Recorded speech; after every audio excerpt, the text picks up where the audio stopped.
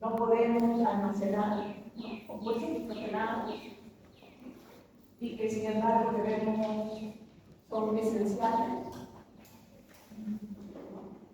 Y por lo tanto se generaba esta particularidad en cuanto al metabolismo de compuestos nitrogenados. Cada uno de nosotros entonces presenta esta especie de balance. Una persona normal, sana, el balance es positivo, porque el nivel de ingesta es igual al excretado. Ingerimos entonces básicamente esos aminoácidos que necesitamos abundantemente, alrededor de 50 gramos, ¿no? 46 a 56 gramos, mujer, hombre, y eliminamos, excretamos entonces una cantidad similar, porque son productos que van a utilizarse para recambiar los compuestos nitrogenados que ya están en nuestro organismo. Para el caso de un niño en crecimiento, embarazo, lactancia o persona con convalescencia, al revés, ¿no es cierto? Se necesita que esa persona ingiera más, y eso que está ingiriendo se va a quedar en su organismo porque van a ser parte de las proteínas que están siendo sintetizadas por el propio organismo. Entonces se ingiere más que lo que se excreta. O si quiere, se excreta menos de lo que se ingiere. Pero una persona tiene un balance negativo cuando se enferma, ¿sí? Cuando está con fiebre, algún traumatismo, cuando hay un periodo de nutrición, hay una pérdida neta de nitrógeno de proteínas. Y ahí entonces se está excretando más de lo que se ingiere. Entonces, esas son características, de nuevo, debidas, por un lado, a la necesidad, ¿no?, de ingerir proteínas, aminoácidos todos los días, porque estos no se almacenan, no tenemos esa capacidad de almacenamiento, y deben ser entonces excretadas, porque el nitrógeno al final puede dar lugar a amoníaco, amonio, que es tóxico. Y vemos también cuál era el proceso que permitía esa excreción, comenzando por estas reacciones generales de aminoácidos. Todos los aminoácidos tienen carboxilatos, tienen grupos aminos. Por lo tanto, estas reacciones de descarboxilación, transaminación, desaminación son comunes a todos los aminoácidos y por lo tanto generales. Y de estas, dimos más importancia a las transaminaciones y a la desaminación. Son relevantes, más relevantes en todo el proceso que permite la eventual excreción de los aminoácidos, o mejor dicho, de los componentes nitrogenados de esos aminoácidos. Porque la parte carbonada la podemos oxidar, puede ser aprovechada para obtener energía. El componente nitrogenado, sin embargo, no puede, no debe, ¿no?, acumularse en el organismo, es tóxico, y por lo tanto existe todo ese mecanismo de transporte de esos nitrógenos. ¿Sí? Y vimos uno muy importante, sí lo vimos, ¿verdad? Glutamina, ¿sí?, un aminoácido que se produce al aminar a otro aminoácido que es glutamato. Glutamato, entonces, con un grupo amino, adquiere uno adicional, ¿sí?, y se convierte en glutamina. Glutamina es uno de los 20 aminoácidos que sirven para formar proteínas. Pero aquí cumple esta función fundamental, que es de acarrear de manera segura 2 nitrógenos. Saca esos 2 nitrógenos, ¿sí?, de músculo y otros tejidos para poder, mediante sangre, hacerlos llegar hasta el hígado, para que ahí ocurra el ciclo de la urea, recuerden, o para que sea aprovechado, degradado a nivel del riñón. Y eso es importante, ¿no? Y esto es relevante porque solo así podemos entender entonces cómo es que el cuerpo elimina esos componentes nitrogenados de manera segura. Se necesita un transporte seguro, que está mediado por este aminoácido glutamina y también por alanina, como vimos después. La diferencia es que la alanina solo puede cargar un grupo amino, glutamina 2. Y ese transporte ahora de glutamina hacia el hígado permitía que aquí ocurriese el ciclo de la urea. Y vimos que en el ciclo de la urea hay pocas reacciones, en realidad. Hay dos ingresos de nitrógeno de esos aminos, uno es con carbono y fosfato, que es la reacción clave, la reacción que regula el ciclo de la urea, y el otro era la formación de aspartato, otro aminoácido. Entonces, los dos nitrógenos que eventualmente terminan en urea comienzan como amonio, que da lugar a la formación de carbono y fosfato, y amonio por aquí, que eventualmente es incorporado a aspartato.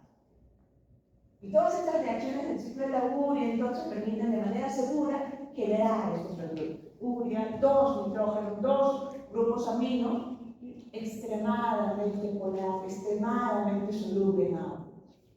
Y la urea entonces sintetizada en el hígado puede ser mandado a sangre y a través de sangre llegar al riñón.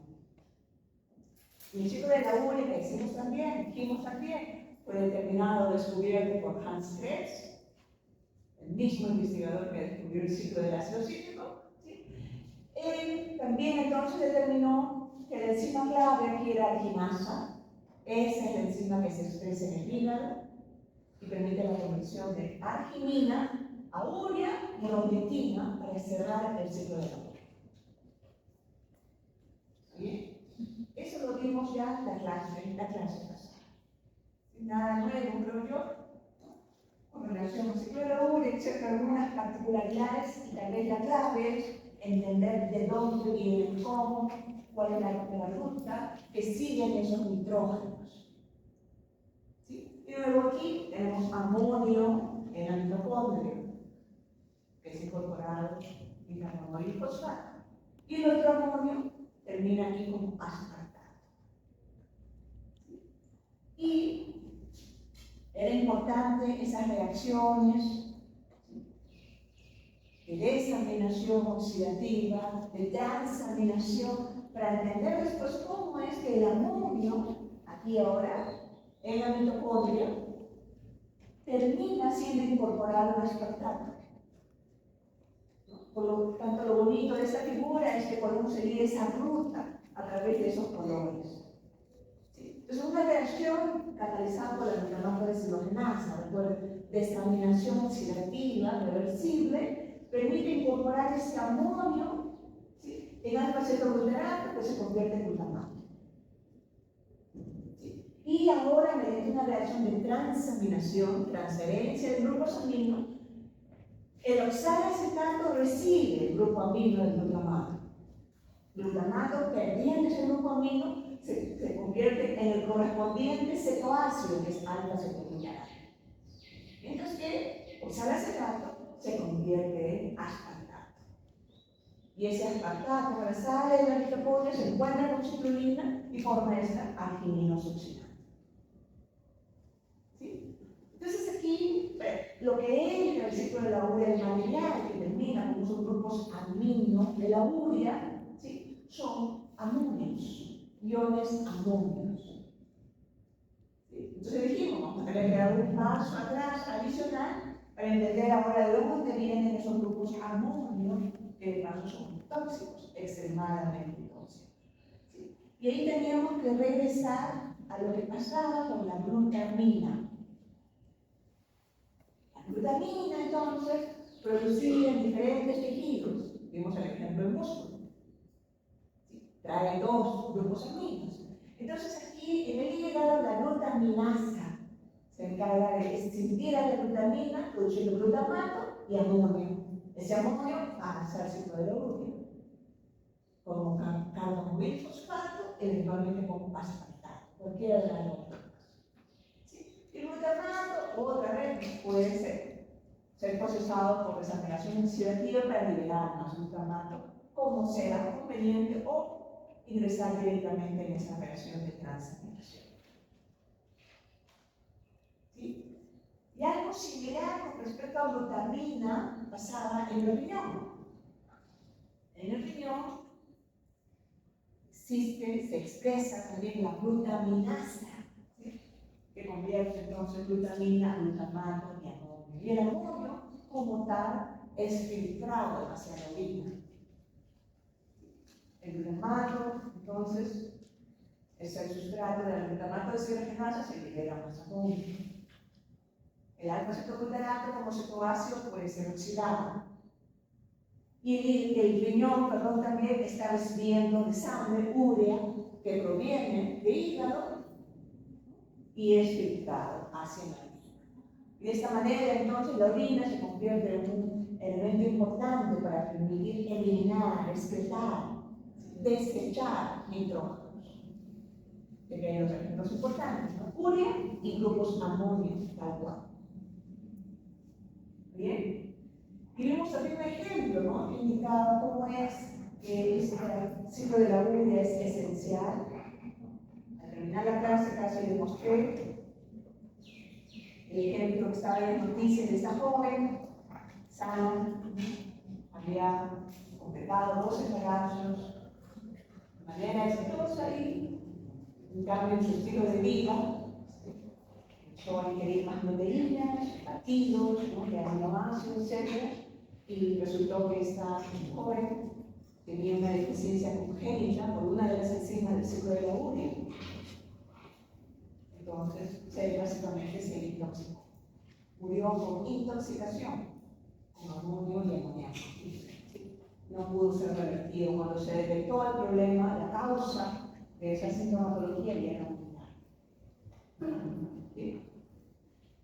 Entonces, fue intento de un repaso de lo último que hicimos con respecto a balance nitrogenado, metabolismo de compuestos nitrogenados, y algo que sí es importante y quiero que todos recuerden, es la necesidad de luego de ingerir aminoácidos, proteínas todos los días, ¿no? Porque solo así podemos obtener esos aminoácidos esenciales.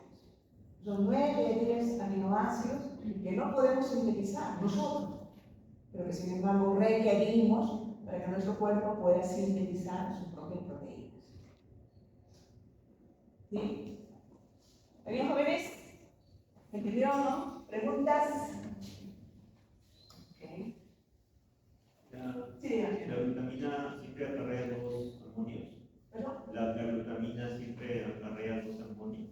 Sí, sí. La glutamina es el glutamato aminado, es una amida de glutamato. La única diferencia de glutamato y glutamina es el grupo amino adicional. ¿Bien? ¿Ok? Muy bien.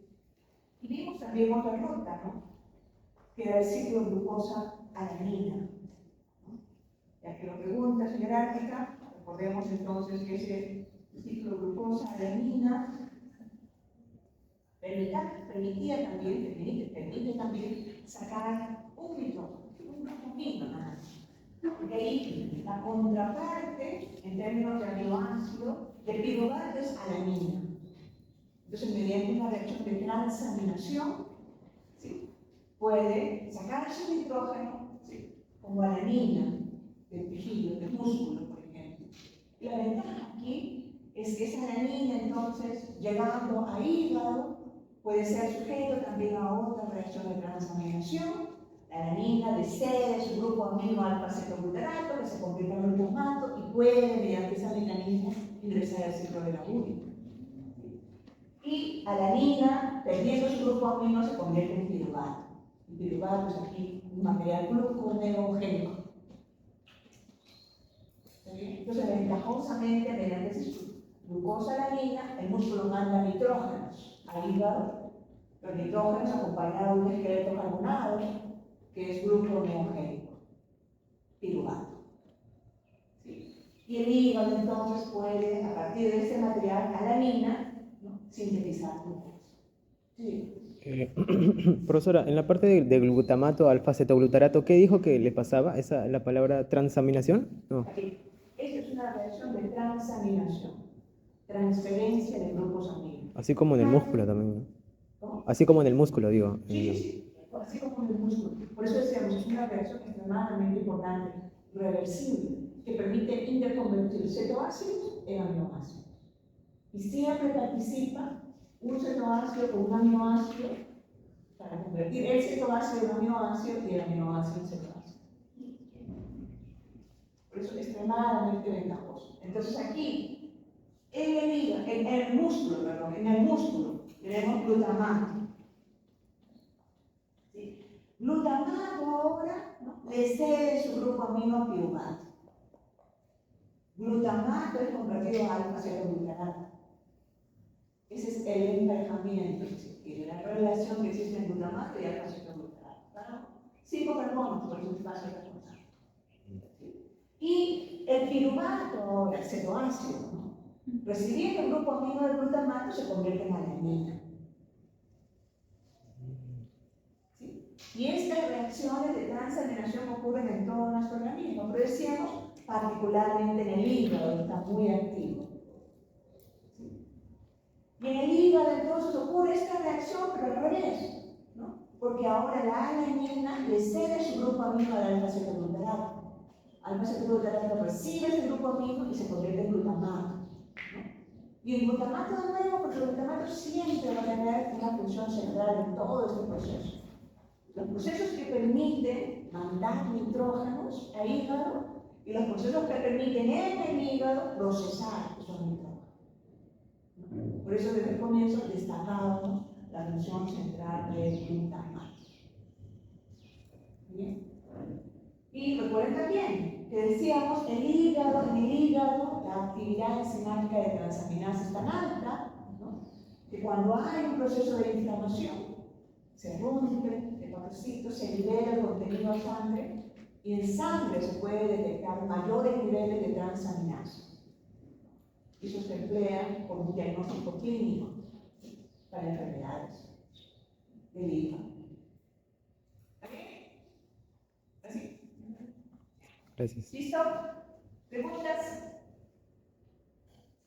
¿No? Y aquí era importante también destacar, ¿no?, la necesidad de luego digerir suficientes cantidades de aminoácidos, proteínas, sobre todo en aquellos que toman, ¿no?, asumen una dieta que es vegetariana, vegana. Esos aminoácidos esenciales no necesariamente están abundantemente o eficientemente, óptimamente distribuidos en alimentos vegetales. ¿Sí? ¿Listo? Ahí nos quedamos la clase pasada. Y por eso, hoy día, si todo va bien, terminamos. La última clase. Podríamos terminar. Realmente es bastante simple. Bastante simple. Es interrelaciones metabólicas, integración del metabolismo. Lo mismo. ¿Sí? Y esto tiene mucho que ver, ¿no?, con nutrición. ¿Sí? Es el impacto inmediato de lo que estamos estudiando. Y por eso es que esta tarde les envié un aviso, un anuncio, un flyer de unos tesistas que encontré en un módulo celeste esta mañana, y resulta que están haciendo una investigación para su tesis, y por una buena razón, me imagino, han decidido no hacerla en su Universidad de la Científica del Sur, sino estudiar el estado nutricional de los estudiantes marineros, ¿no? Que imagínense, algunos pasan por ahí y tienen tiempo, es interesante, si gustan, que participen, así contribuyen a la investigación de estos jóvenes, por un lado, pero también ellos son egresados de la carrera de nutrición y dietética, también es muy interesante, ¿no? Que seguramente podrían ustedes conversar con ellos, hacerles preguntas relacionadas a su propio estado nutricional. Me parece, aunque no me lo explicaban con detalle, que está incorporando no solo estilo de vida, ¿no?, tipo de alimentación, sino también sueño, y hora de sueño.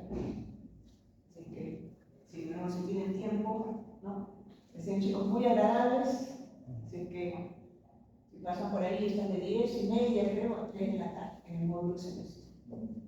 ¿Sí? Ok. Entonces, anemia es un problema álgido de salud pública. Esta gráfica está un poco antigua, es de 2017, pero es relevante porque Porque en estos años, más o menos, se planteó un plan interdisciplinario, multisectorial, ¿no? Armado con todos los objetivos, porque la idea era, para el año 2021, reducir drásticamente los niveles de alimentación, que bajen a menos del 19%. Ese era el plan, ¿no? Pero por diferentes razones de implementación, pero sobre todo por la pandemia, eso no se ha podido cumplir. Y estamos ahora más o menos en estos niveles, ¿no? 40-45%. Y lo triste es que estos datos corresponden a niños de 6 a 35 meses. Entonces estamos en un país donde nosotros definitivamente conocemos a alguien, ¿sí?, que ha crecido con anemia de niño o niña. ¿Sí? Y esta etapa es fundamental porque es la etapa de desarrollo activo a todo nivel, ¿no? Entonces hay un potencial enorme en el Perú que se está perdiendo.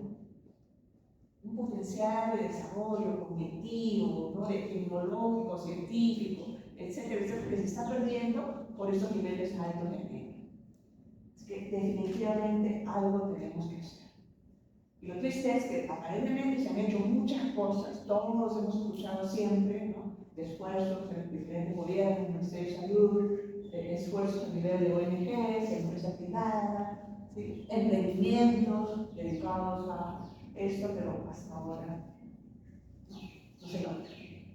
Entonces es algo que creo que todos debemos tener siempre presente, porque podemos estar muy orgullosos tal vez del avance que hemos tenido en el Perú en los últimos decenas de años, pero si traemos una cola que significa 40% de anemia, algo definitivamente me sale un poquito, ¿no? Realmente vergonzoso. De que eso tiene que ver con nuestro curso, porque tiene que ver con nutrición, y aunque no nos hemos detenido a hablar de hierro, de hemoglobina, sí sabemos la enorme importancia que tiene el oxígeno. Entonces, si no hay una adecuada provisión de oxígeno en el organismo, el sistema nervioso central, por ejemplo, porque hay una deficiencia de hierro, y por lo tanto los niveles de hemoglobina son bajos, entonces, ¿no?, las consecuencias de esa deficiencia las podemos, creo, entender inmediatamente. Entonces, anemia es un problema nutricional grave en el Perú. Pero por otro lado, además, ¿no?, vivimos en un mundo global en el que los problemas de sobrepeso y obesidad están aumentando. Y no son excluyentes.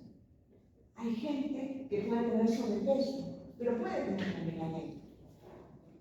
Entonces ahí, ¿no?, la situación es bastante complicada, y eso implica entonces la necesidad de saber, ¿no?, cómo alimentar bien a nuestros niños para que tengan, ¿no?, los niveles adecuados de hemoglobina, para que tengan también un peso saludable y no sufran las consecuencias de una sobrepeso o obesidad. Entonces, todas esas son las implicancias que tiene el entendimiento, el conocimiento de lo que es el metabolismo en general. Y por eso es importante esta última parte, que es bastante corta, como vamos a ver, entender esas interrelaciones metabólicas, ¿no? ¿Cómo es entonces que el metabolismo de carbohidratos, lípidos y compuestos nitrogenados ahora pueden verse como un todo, porque se lo son? Porque no se puede separar uno del otro, ¿no?, en nuestro organismo. ¿Okay? Entonces, esta parte es también diferencial, porque no hemos hablado, no hemos definido, ¿sí?, estos diferentes tipos de señalizaciones, ¿no? Pero sí lo hemos tratado de inferir, ¿no? Hemos dicho que sí hay una regulación hormonal, ¿no?, de nuestro metabolismo, ¿no? Hemos hablado de insulina, ¿sí?, hemos hablado de glucagón, pero lo que no hemos indicado como claridad es que hay además mecanismos hormonales que regulan tanto la sensación de saciedad, ya me llené, no estoy lleno, ¿no?, ya me llené, estoy lleno, ya no necesito comer, ¿no?, como la sensación de hambre. Y eso es algo que ha cambiado en los últimos años. ¿Sí? Ese entendimiento entonces de que no es simplemente fuerza de voluntad, ¿no? Por lo que hay obesidad mórbida, por ejemplo. O también al revés, ¿no? Las personas que sufren de anorexia, ¿sí? O sufren de procesos bulímicos, etc., tienen también, ¿no?, un componente hormonal que los hace más susceptibles. Entonces, entender todo eso es por eso bastante complicado. Y esta gráfica pretende solamente hacer esa representación de cómo es que todo, ¿no?, está involucrado y hay un proceso de señalización. Señalización global, sistémico, a través de hormonas, diferentes tipos de hormonas, de hecho. Ok, entonces, hemos visto cómo es que en el metabolismo tenemos reacciones catabólicas, ¿sí?, en el que los nutrientes de diferentes tipos son degradados, ¿no?, para producir diferentes tipos de compuestos, ¿sí?, moléculas, y también producir metabolitos intermediarios. Y en el proceso se produce o se libera, ¿no?, energía química y electrones. ¿Sí? Y entendemos, creo yo ahora, ¿no?, qué significa entonces ATP, qué significa NADH, qué significa NADH2, qué significa NADPH. ¿No? Sabemos que las reacciones anabólicas en los procesos de síntesis son procesos de reducción que demandan energía. Prioritariamente NADPH, también ATP. ¿Sí? Entonces, esas reacciones, procesos catabólicos, están relacionados con los procesos anabólicos. En ese sentido, y las moléculas que nos interrelacionan son ATP, ¿sí?, y los acarreadores de electrones. ¿Sí? Entonces, en los procesos anabólicos, las moléculas precursoras, aminoácidos, monosacáridos, glicerolas, cerebrales, acetil-CoA, bases nitrogenadas, ¿no?, son utilizados para producir, sintetizar las principales macromoléculas, las abundantes macromoléculas, ¿no?, proteínas, carbohidratos, lípidos, ácidos nucleicos. Aquí entonces es importantísimo que todo esto esté claro. Alguien que estudia bioquímica debería tener esto claro. ¿Sí? Hemos escogido, ¿no?, lo que ustedes han estudiado en química orgánica, ¿no?, con mucho más detalle, para ponerlos en un contexto de un curso, ¿no?, en el que se estudia principalmente el metabolismo a nivel molecular. Entonces, todo esto de nuevo debería estar muy claro. ¿Sí? ¿Qué más? ¿Sí? Hemos visto cómo es que se puede producir abundante ATP, el ATP requerido a través de fosforilación oxidativa. Y a estas alturas ya debe estar clarísimo también por qué la llamamos así. Se fosforila el ADP. ADP más fosfato inorgánico. Esa es la reacción de fosforilación, ¿sí?, para formar ATP, adenosina trifosfato. Y obviamente esta reacción es entergónica, 7.3 kilocalorías por mol bajo condiciones estándar. Y la energía requerida para ese proceso proviene, ¿no?, de los electrones que están acarreando NADH y NADH2. Esto es de la oxidación de estos acarreadores de electrones que ocurre en la cadena de transporte de electrones. ¿Cierto? Y sabemos que no es directo. Sabemos que es un mecanismo quimio-osmótico. La generación de esa fuerza protomotriz permite eventualmente la síntesis de ATP, esto es fosforilación oxidativa. ¿Sí? Y aquí vimos también notablemente, ¿no?, la razón de ser de ese oxígeno, de la esencialidad del oxígeno. ¿No? Necesitamos oxígeno porque solo así se sostiene ese proceso. Se sostiene la posibilidad de que la NADH y NADH2 se continúe oxidando, se mantenga la cadena de transporte de electrones. Porque sin oxígeno la cadena se detiene. Oxígeno, entonces, indispensable para poder aceptar esos electrones. ¿Sí? Fosforilación oxidativa. Lo que falta nada más para completar esta figura es recordar de dónde vienen esos electrones. Y los electrones provienen de la oxidación, ¿sí?, de esos nutrientes, carbohidratos, ácidos grasos, esqueletos carbonados de aminoácidos. Esqueletos carbonados. Pueden ser oxidados mediante diferentes procesos, la mayoría de los cuales ya los hemos estudiado. Y aquí también, algo muy relevante que vimos al inicio del semestre, ¿no? De manera extraordinaria, todos esos electrones terminan en cualquiera de estos dos cargadores de electrones, NAD o FAD. ¿Sí? Y tiene sentido porque todos esos electrones deben terminar en cadena de transporte de electrones. ¿Sí? Entonces es un extraordinario proceso, ¿no?, de selección, de aprovechamiento de todos esos recursos para un fin fundamental, que es sintetizar ATP por fosforilación oxidativa. ¿Sí? Y recuerden también que había otro mecanismo de síntesis de ATP que es la fosforilación a nivel de sustrato, ¿no? Muy bien.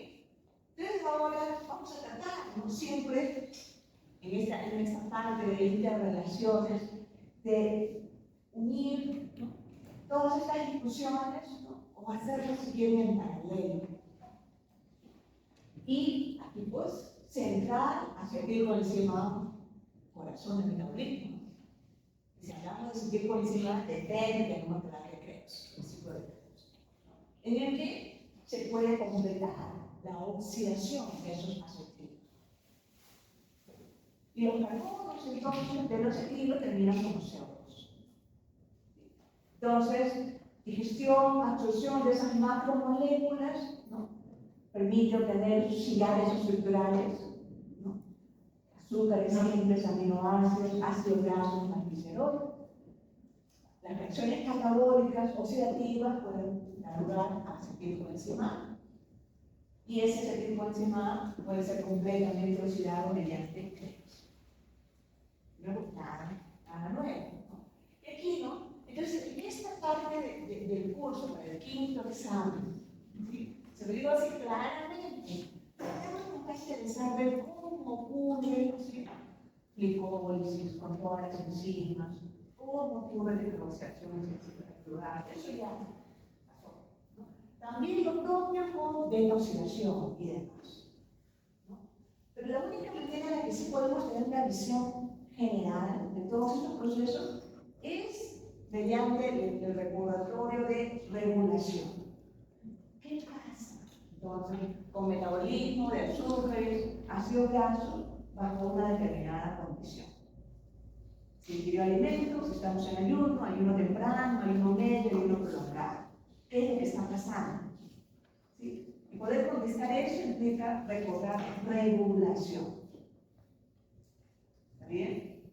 Entonces, eso va a ser importante para el quinto examen. ¿Está bien? No vamos a preguntarles ya el detalle de los casos enzimáticos, pero sí regulación. Ok. Entonces, todas las vías llevan a acetilcoenzima. Después, yo les decía, ciclo de Krebs va a ser importante hacia el final. Y aquí, esto es solo referencial y lo fue también cuando hablábamos de aminoácidos, ¿no? Porque esta gráfica sí nos permite, ¿no?, de una manera muy fácil, ¿no?, relacionar cómo se relaciona, o ver cómo se relaciona el metabolismo de carbohidratos, que es lo que comenzamos a ver Krebs, con metabolismo de esqueletos carbonáceos, ¿sí? Ahí están los diferentes aminoácidos, algunos glucogénicos, ¿sí?, algunos cetogénicos. ¿Y cómo es entonces que pueden todos estos ser procesados en un sentido o en el otro, mediante Krebs? Porque recuerden que Krebs lo vimos y lo describimos como un ciclo anfibólico, que funciona tanto para procesos anabólicos como catabólicos, ¿sí? Y hemos visto, ¿no?, varios ejemplos de esos. ¿Sí? ¿Qué más? Tenemos ahora entonces que completar todas las figuras, ¿no?, que hemos estudiado de manera separada. Por ejemplo, ejemplo, aquí es un intento de juntar los metabolismos, vías de metabolismo de carbohidratos con los de aminoácidos y ácidos grasos. Entonces, un punto central en el metabolismo de carbohidratos lo va a tener siempre glucosa 6-fosfato. Recuerden que glucosa fosforilada es la manera en que vamos a encontrar glucosa en el interior de la célula. ¿Sí? Siempre, para evitar que salga. ¿Sí? La glucosa que libera el hígado es la glucosa desfosforilada, la glucosa libre. Y entonces, al revés, la glucosa que está en el interior de la célula debe estar fosforilada. Mayoritariamente glucosa 6-fosfato, que tiene ese punto central, esa posición central. A partir de glucosa 6-fosfato podemos hacer glucólisis, podemos también obtener glucosa 6-fosfato mediante gluconeogénesis. A partir de glucosa 6-fosfato generamos glucógeno y al revés, podemos obtener glucosa 6-fosfato a partir de glucogenólisis. Aquí también, a estas alturas ya del curso, que quede bien claro esos términos. No se confundan. Una cosa es glucogenogénesis, ¿sí? Y otra cosa es gluconeogénesis. ¿Está bien? Glucosa nueva, gluconeogénesis. Generación, síntesis de glucógeno, glucogenogénesis. ¿Sí? Aquí también recordar esa posición central de la vía de la pentosa fosfato, o bien de los derivados de las hexosas monofosfato. Central, porque solo así, ¿no?, las células pueden obtener NADPH, ¿no?, con la frecuencia que requieran, pueden generar también ribosas 5-fosfato necesarias para la síntesis de nucleótidos enfermedades. Entonces ya está visto, ¿no? Pero luego ahora ya podemos, y lo hemos visto cómo se relaciona vía de la pentosa fosfato con síntesis de ácidos grasos, en la fuente principal de NADPH. ¿Okay? Después, esas reacciones de transaminación que ya hemos visto, permite, por ejemplo, interconvertir oxirubato y alanina, alfa-cetoglutarato, que debe estar en baja, alfa-cetoglutarato y glutamato, oxalacetato y aspartato. Son los tres claves, ¿no?, de interrelación entre cetoácidos y aminoácidos. Después, ¿cómo es que podemos obtener acetilcoenzima A a partir de beta-oxidación? Pero ¿cómo es que sintetizamos ácidos grasos a partir de acetil-CoA? Y debe entonces estar claro esa compartimentalización. Beta-oxidación en la mitocondria, síntesis de ácidos grasos en el citoplasma. Entonces, todo eso de nuevo debería ser revisado, tratando de incorporar, ¿no?, en esas figuras todo, carbohidratos, aminoácidos, ácidos grasos.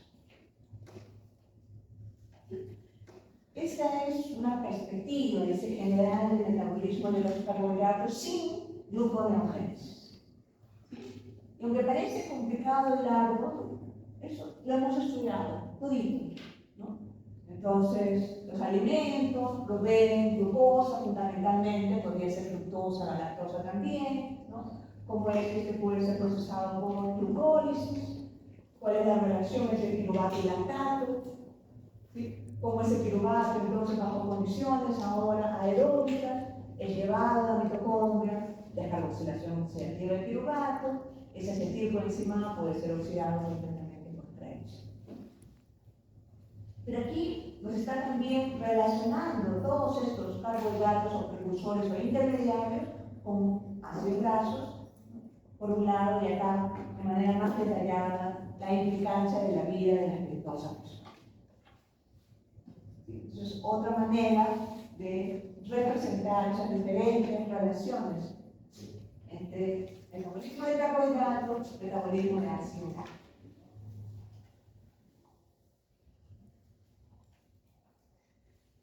En el caso de aminoácidos, ¿sí?, lo acabamos de ver hace pocas clases. Entonces, recordemos que las proteínas de nuestros alimentos son digeridas, ¿sí?, hasta aminoácidos, que son como comienza la distribución a través de sangre, vena porta.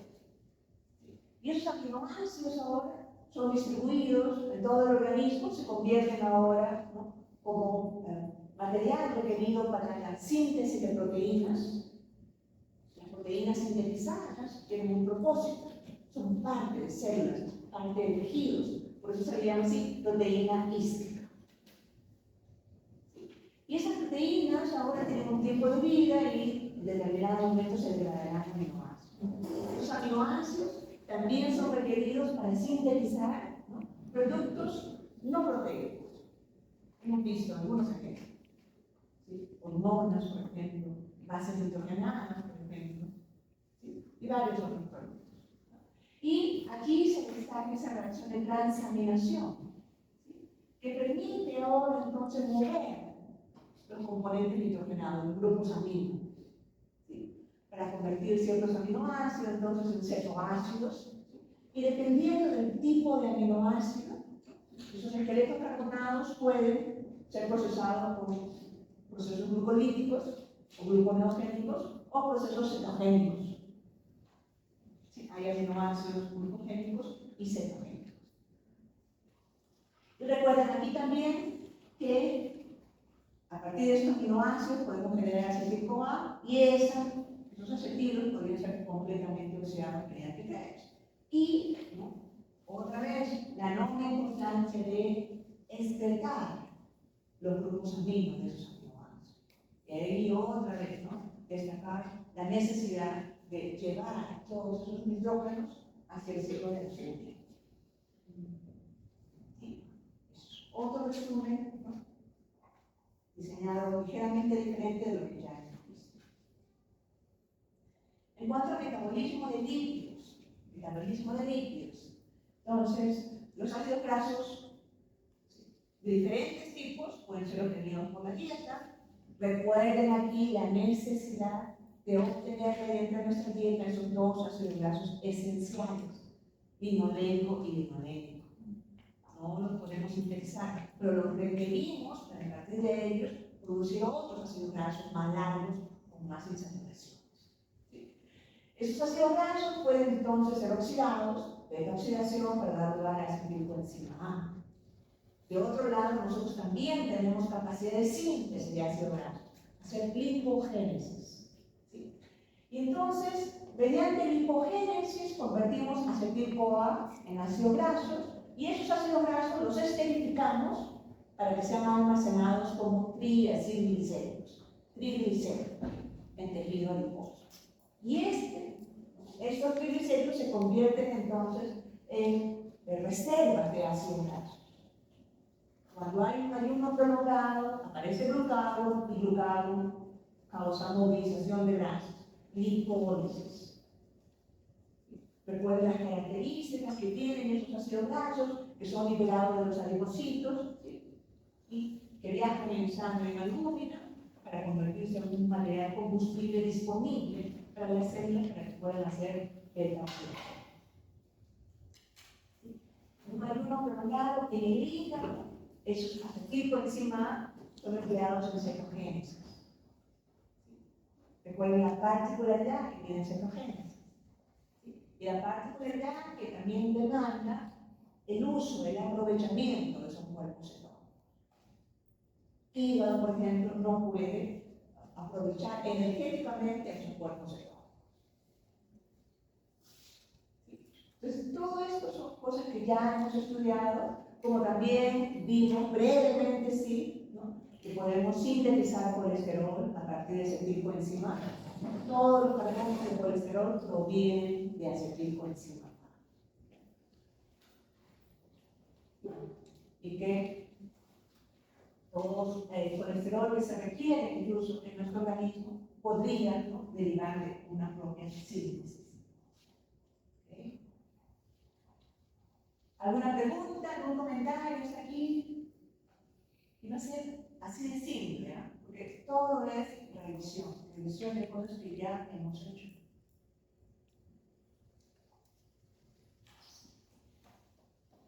Okay. Para transporte de líquido, revisen otra vez su tipo de proteínas. Revisen su tipo de proteínas. ¿Sí? revisen entonces las diferentes funciones de esas lipoproteínas. Entiendan, comprendan por qué se necesitan estas lipoproteínas, cuál es la estructura que esas tienen. ¿Sí? Hemos visto también, ¿no?, que la avidez del tejido estrepático, el tejido periférico por colesterol es tan alta que hay todo un mecanismo diseñado, ¿sí?, para incorporar a las lipoproteínas de baja densidad a las células. Un proceso de endocitosis, ¿verdad?, para poder asegurar que las células entonces reciben todo el colesterol que sea posible. ¿Sí? Es además importante que noten entonces cuál lipoproteína lleva el colesterol malo, cuál lipoproteína lleva el colesterol bueno. ¿Sí? Ok, inmovilización de gases, igual. Aquí es donde actúa la lipasa sensible igual. Por lo tanto, se activa ante la llegada del glucagón como adrenalina, se inactiva como insulina, lipasa sensible. Entonces, la activación de esta lipasa causa liberación de ácidos grasos y glicerol. Ambos son liberados a sangre. Los ácidos grasos no pueden estar en sangre libres tal cual, se asocian con albúmina. Mediante este mecanismo se asegura un transporte seguro, ¿no? Parece entonces lógico de esos ácidos grasos. El glicerol se libera porque puede convertirse en un material gluconeogénico. ¿Sí? El hígado puede ahora procesar ese glicerol. Y la ruta sería fosforilar glicerol fosfato. Y después convertirlo en dihidroxacetono-fosfato. Si tenemos dihidroxacetono-fosfato, depende, ¿no? Ya estamos en gluconeogénesis. ¿Sí? Y la particularidad aquí del adipocito es que no es que salga esa glicerolquinasa. ¿Sí? Esta reacción que ocurre en el hígado, que permite de nuevo fosforilar el glicerol para formar glicerofosfato, glicerol 3-fosfato, eso no ocurre en el adipocito. Por eso es que en el adipocito ocurre glicólisis para obtener el dihidroxacetono-fosfato y a partir de este y de su reducción lograr obtener glicerol 3-fosfato que se necesita en el adipocito para poder esterificar los ácidos grasos, ¿sí?, poder generar triglicéridos. En una reacción que también hemos estudiado. ¿Qué más? Hemos visto también esa relación que existe, ¿sí?, entre el metabolismo de carbohidratos y proteínas, ¿no? Muchas cosas en común. Si, por ejemplo, estamos acá en el intestino delgado, mayoritariamente glucosa y aminoácidos son absorbidos por esos enterocitos, pasan a sangre, desde la representación de la vena porta, entonces terminan en hígado, y en hígado, ¿no?, pueden ocurrir diferentes reacciones. La glucosa entonces puede ser oxidada por completo, ¿sí?, puede ser utilizada para la síntesis de glucógeno. El esqueleto carbonado ahora puede ser aprovechado para la síntesis de aminoácidos y estos a su vez pueden ser procesados por el ciclo de la urea o, según corresponda, generar proteínas. Y el hígado tiene una principal función adicional, que es la generación de esas proteínas plasmáticas. Albúmina se sintetiza en el hígado, mayoritariamente. Entonces la urea ahora, viajando en sangre, puede llegar al riñón, ¿no? Y el riñón, hemos visto que tiene otra misión particular también, que es liberar, filtrar grupos amonio hacia el riñón. En el caso del músculo, ¿sí?, ocurre aquí, síntesis de glucógeno, y la particularidad importante es que ese glucógeno sintetizado en el músculo era usado particularmente en el músculo. Caso contrario con glucógeno, ¿verdad? El glucógeno era fosforilizado, fosforólisis del glucógeno del hígado para liberar glucosa, y esa glucosa ahora desfosforilada podría salir del hígado hacia sangre. Eso no ocurre en el músculo. En el músculo hay fosforólisis, degradación del glucógeno, Sí, a glucosa, pero de inmediato esa glucosa fosforilada es oxidada para fines energéticos propios. Igual, como hemos visto recientemente, si aminoácidos llegan al músculo genera entonces las proteínas que necesita y hay un proceso de recambio cuando sea oportuno y los aminoácidos pueden ser procesados en cuanto a su esqueleto carbonado en el mismo músculo o liberar, por ejemplo, alanina, glutamina para que se lleve de transporte hacia el hígado y en el hígado puede ocurrir el ciclo de la vida. Entonces, poco a poco deben ser incorporados todos esos procesos. Aquí también están los eritrocitos. ¿Sí? Lo destacamos siempre. Importantes células que se despojan de todos los organelos para poder dar espacio para la hemoglobina. Entonces, los eritrocitos están destinados a morir, tienen un tiempo de vida relativamente corto y no pueden entonces sintetizar las proteínas, no hay cromosomas, no hay mitocondria, y eso hace que los eritrocitos tengan características metabólicas muy particulares. ¿Sí? Ahora, entonces, en términos de regulación, esto es una muy buena gráfica, ¿no? Porque podemos imaginarnos entonces esas funciones opuestas de estas tres hormonas. Por un lado, insulina, y la hormona postprandial, la hormona que aparece en sangre, secretada por las células beta del páncreas cuando hay un aumento de niveles de glucosa en sangre, después de una ingesta de alimento. Y del otro lado está el glucagón, la hormona del hambre. ¿Sí? Y junto con él, en cuanto a la regulación del metabolismo en general, adrenalina, epinefrina.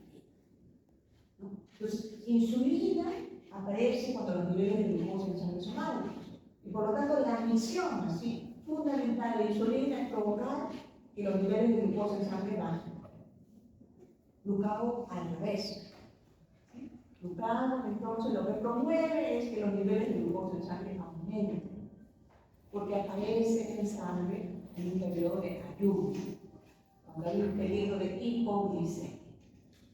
¿Sí? Y adrenalina, epinefrina es la hormona de la huida o la defensa.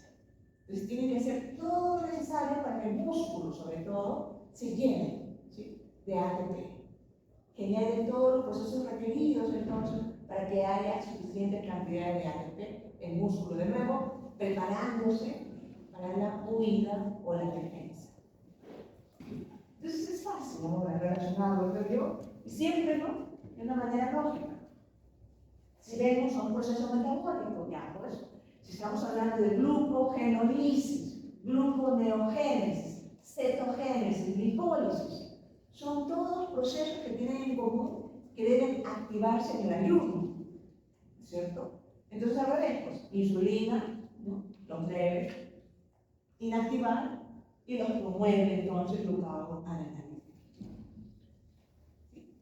Entonces, es muy importante que tengan esto claro. ¿Sí? Alguien se equivoca, confunde insulina con glucagón, ya sería un crimen en el quinto examen. Te lo digo claramente. ¿Sí? Allí no hay beneficio de la duda, no hay.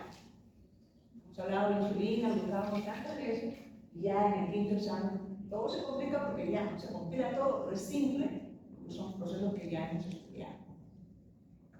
Bien, debe quedar claro absolutamente en el quinto examen que ustedes entienden que es una hormona. ¿No? Sería un crimen también que mencionen que insulina o glucagón es una enzima, por ejemplo. Un crimen. ¿No? Alguien que comete ese tipo de errores así, no pasa de química. ¿Cierto? No debería pasar de química. ¿Sí? Ok, entonces luego esto no es necesario memorizarlo, simplemente apliquemos la lógica. Dígame. Profesora, ¿podría explicarnos por qué insulina disminuye gluconeogénesis? Ok. Yo creo que aquí al revés, mejor pensando al revés, ¿no? Gluconeogénesis tiene que ser activado en el ayuno. es un proceso, de nuevo, causado por un peligro de hipoglicemia. Entonces, si usted está en hipoglicemia, lo que el organismo debe hacer es aumentar los niveles de glucosa en sangre. Aumentar los niveles de glucosa en sangre. Esa es la tarea del glutamato. ¿Sí? Y por lo tanto, bajo esas condiciones, en sangre debe haber glutamato. No debe haber insulina.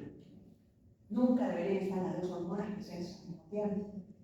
Entonces, en un peligro de hipoglicemia o un ayuno que ya se inició y se extiende, las células alfa-lipáticas están liberando glutamato. Las células beta retienen su insulina. La insulina no debe salir. ¿Sí? Entonces, bajo estas condiciones, glutamato es la que debe aparecer y debe promover todos esos procesos. ¿Sí? Si hay insulina en sangre, insulina aparece en sangre y promueve lo contrario. Y promoviendo lo contrario, ¿sí?, inactiva o inhibe esos procesos. Incluso regulación recíproca u opuesta. ¿Sí? ¿Está bien? Y está basado en esa lógica que es muy simple. ¿Qué debería pasar en el ayuno? ¿Qué debería pasar cuando hay una ingesta de alimentos? ¿Sí? Hay un exceso de glucosa en sangre y esa glucosa ahora debe bajar. ¿Está bien? ¿Sí? Ok.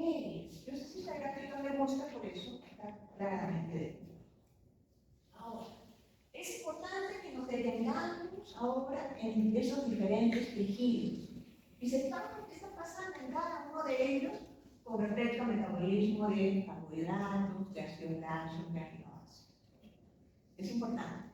¿Sí? Entonces ustedes hagan sus gráficas, completen, ¿sí? Pero todo esto que está escrito aquí con relación al hepatocito, a las células del hígado, ya lo hemos estudiado. Ustedes ya lo saben. Y la idea, sí. Y la idea es simplemente que ustedes pueden ser capaces de entender qué pasa con el metabolismo de carbohidratos. Y aquí estamos desde el glucógeno hasta el ciclo de efectos. ¿Qué pasa entonces cuando la célula debe hacer gluconeogénesis en un ayuno prolongado? ¿Sí? Y de hablar qué pasa dependiendo de los niveles de oxígeno. ¿Sí? ¿Qué pasa en relación a metabolismo de ácidos grasos? ¿Qué pasa en relación a síntesis de proteínas? Pero está todo explicado aquí, también destacando ahí la función central de ese tipo de enzima.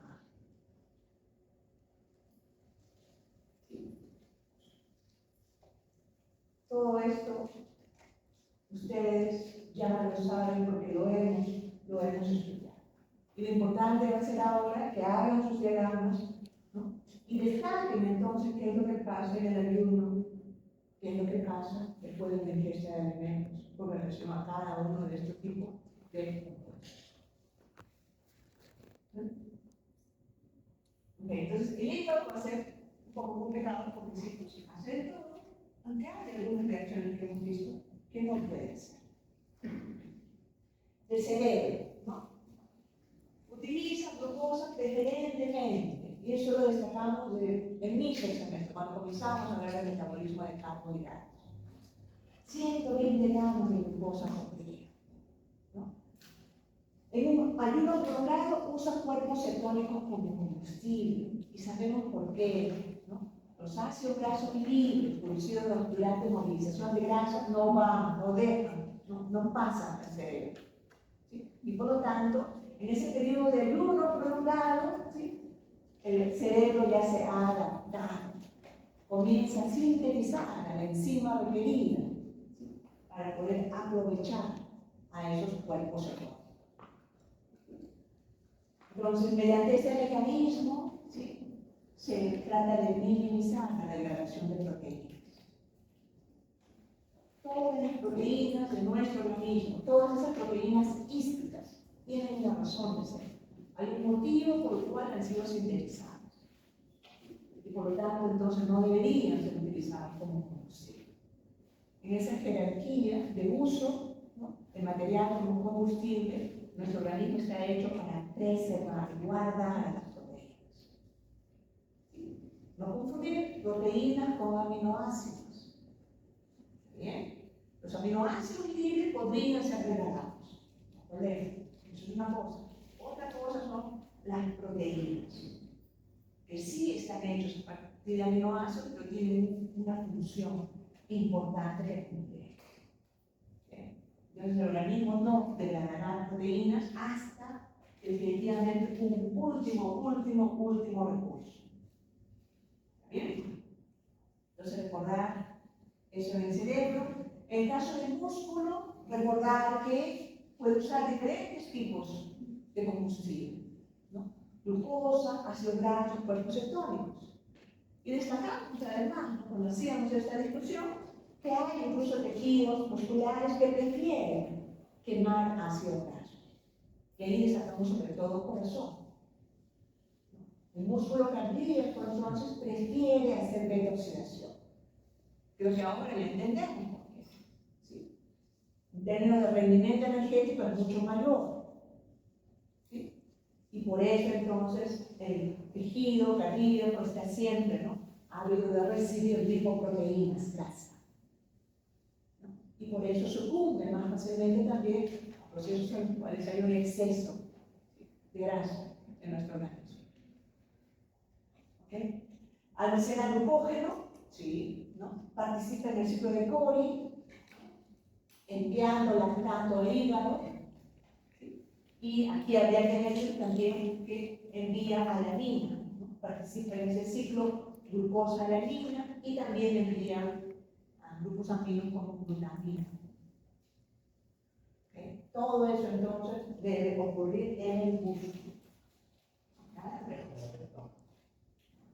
El tejido adiposo realiza lipólisis, realiza beta-oxidación. Y la lipólisis se estimula por la activación de la lipasa sensible hormona. Realiza lipogénesis a expensas de los carbohidratos. Y eso implicaría entonces que puede sintetizar ácidos grasos y puede después esterificarlos. Pero también, ¿no?, recibe ácidos grasos de las diferentes lipoproteínas. No expresa la gliceroquinasa, otra vez, importante. Por lo tanto, no puede producir glicerol fosfato, ¿sí?, requerido para la esterificación de los ácidos grasos. ¿Sí? Entonces, y esta es mi última diapositiva de hoy. ¿Sí? Era corto, les dije. Para entender entonces interrelaciones metabólicas, decíamos, tenemos que ponernos en un contexto particular, entender, tratar de explicar, describir qué es lo que está pasando con cada uno de esos diferentes tipos de compuestos. No podemos dividir en tres: carbohidratos, ¿sí?, lípidos, ácidos grasos fundamentalmente y proteínas. Entonces, vamos a hablar aquí, tratar de describir qué es lo que está pasando en un periodo de inanición. Ayuda. Y ustedes comprenderán después lo que pasa después de una ingesta de alimentos. La idea es que sean capaces de hacer lo propio. Van a ver que no es complicado. Entonces, hora de inanición, y es relativo, ¿no?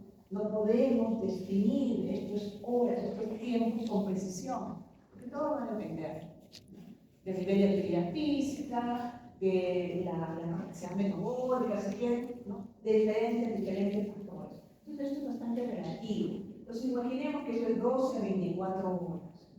¿Sí? Y esos son cambios relativos. Entonces, este es el inicio. ¿Sí? Si estamos en inanición, ¿sí?, entonces definitivamente tiene que aparecer, ¿sí?, glucado en plasma, glucado en sangre. ¿Sí?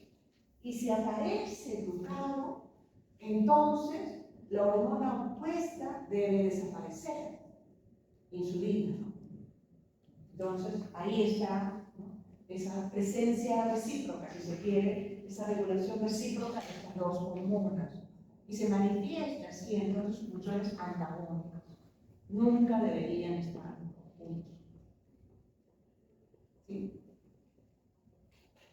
Y detrás de esto, entonces, hay una verdad muy profunda, ¿no? Que es que, en el caso de insulina, las células beta del páncreas deben llenarse de insulina, deben almacenar insulina para poder liberarlo cuando el ayuno se rompa.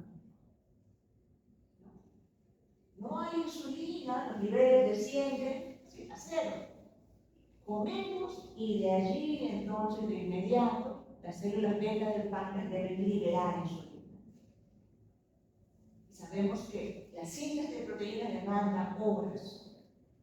¿Sí? Y por eso es entonces que las células correspondientes, las células beta del páncreas o las células alfa, ¿sí?, se llenan, sintetizan continuamente estas dos hormonas y las almacenan. ¿Sí? Entonces, insulina baja, glucagón aumenta. ¿Sí? Y así entonces, ¿no?, podemos ver, podemos seguir, ¿no?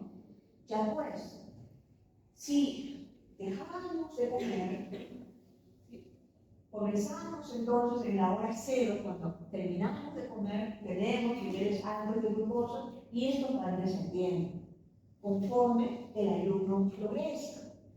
Pero aquí es importantísimo, ¿no?, reconocer que los niveles de glucosa no deberían continuar bajando. ¿Sí? Si eso ocurre, ¿no?, entonces nuestro cerebro pierde ese combustible primario. Perdemos el sentido. Primero, ¿no?, vimos un proceso nada más de confusión. Podemos pensar claro, no da sueño, ¿no? Si la glucosa sigue bajando, perdemos el sentido, coma, entramos en coma y morimos. Pero si esto se mantiene, si esta pendiente se mantiene. Y no se mantiene porque de inmediato, ¿no?, glucagón promueve todas las medidas requeridas para defender esa glicemia, ¿no?, mantener esa homeostasis glicémica. Eso es lo que está haciendo nuestro organismo. Y por eso es que de nuevo los niveles de glucosa no descienden más. Y nuestro cuerpo tiene que hacer todo lo requerido para de nuevo mantener, defender esa glicemia. ¿Okay? Y sí, pues, una de las medidas es entonces comenzar a degradar algo que permita sacar glucosa del hígado o permita utilizarlo para el caso del músculo. ¿Y eso será? Glucógeno, ¿no es cierto? Entonces, aquí está representado el glucógeno del hígado. Y por eso decimos que el glucógeno hepático nos puede durar hasta 24 horas. Por todas esas razones que hemos explicado, ¿cierto? Entonces hay una capacidad de síntesis y de almacenamiento de glucógeno que es limitada en el hígado. Pero fundamental, porque durante los primeros momentos de ayuno, de inmediato se activa glucogenólisis. ¿Sí? Y el hígado entonces puede comenzar a sacar glucosa sangre, luego defender la glicemia. ¿Sí? Y cuando el ayuno entonces se mantiene, se prolonga, de inmediato entonces comienza a haber lipólisis, movilización de grasas. Movilización de grasas. ¿Sí? Comienzan entonces a aparecer ácidos grasos libres en plasma, asociados a albúmina, ¿sí? Y bajo esas condiciones, entonces, el hígado comienza a hacer también cetogénesis. ¿Sí? Entonces, si el ayuno se mantiene, los ácidos grasos libres llegan al hígado, hace detoxidación, la necesidad energética del hígado se cubre, entonces el hígado ahora comienza a hacer cetogénesis y aparecen los cuerpos cetónicos. ¿Sí? ¿Sí? Creo que eso es todo. ¿Okay? Entonces, luego, la idea es completar esto, así de simple, entenderlo. ¿Sí? Y hay un proceso de regulación que es común a todos. ¿Sí? Común. Esto es lo que pasaría en un periodo de inanición. Ya pues, si ustedes completan la figura, ¿qué es lo que pasa después de una ingesta de alimento? Si esto es lo que pasa cuando hay presencia y aumento de niveles de glucagón, entonces, ¿qué pasaría al revés? Cuando se rompe el ayuno, cuando hay una ingesta de alimento. ¿Bien? ¿Ok? Con eso hemos terminado, jóvenes. ¿Alguna pregunta? ¿Algún comentario? ¿Algo que falte? ¿Algo que...?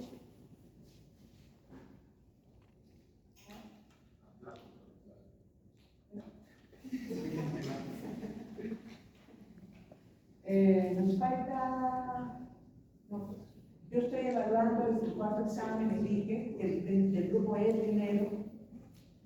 Tampoco, tan pronto como termine, comienzo con el grupo de ustedes. Tan pronto como termine les aviso, y la revisión de exámenes va a ser probablemente la próxima semana. Si termino antes, les aviso. Podría ser el viernes, porque el viernes ya no tendríamos clase. Pero tal vez voy a tratar de que comience un poco antes, ¿no? Para que no tengan que quedarse. ¿Está bien? ¿Listo, jóvenes? El trabajo final, el viernes, por favor, recuerden, es una buena oportunidad que ustedes apliquen, que hayan aprendido, ¿no? Le va a servir de plástico para esto también. ¿Sí?